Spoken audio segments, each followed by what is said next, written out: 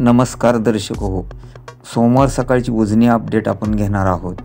त्या अगोदर आपण ATN मराठी चॅनलला सबस्क्राईब केले नसेल तर सबस्क्राईब करा व मिळवत राहा अशाच प्रकारच्या ताज्या व महत्त्वपूर्ण अपडेट।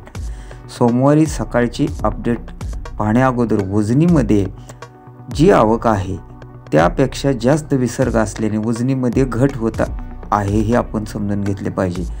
भविष्यात कोणतीही पूर परिस्थिती उद्भवू नये, जून महिन्यातच उजनी धरण 100% घरात जाऊ लागल्याची चिन्ह दिसू लागल्याने व भविष्यात कोणतीही पूरस्थिती उद्भवू नये म्हणून धरण प्रशासनाने कदाचित हा निर्णय घेतला असल्याचे दिसत आहे।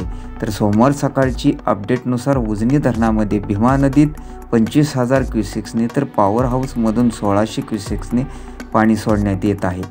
तर कॅनलमधून 500 क्युसेक्सने पाणी सोडण्यात येत आहे, तर बोगद्यामधून 400 क्युसेक्सने पाणी सोडण्यात येत आहे।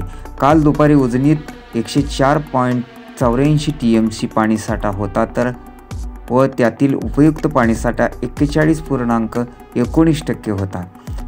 पण आज एकूण पाणीसाठा 104.52 TMC झाला आहे। यातील उपयुक्त पाणीसाठा 40.86 TMC झाला आहे, म्हणजे यातही थोडी घट झालेली आहे।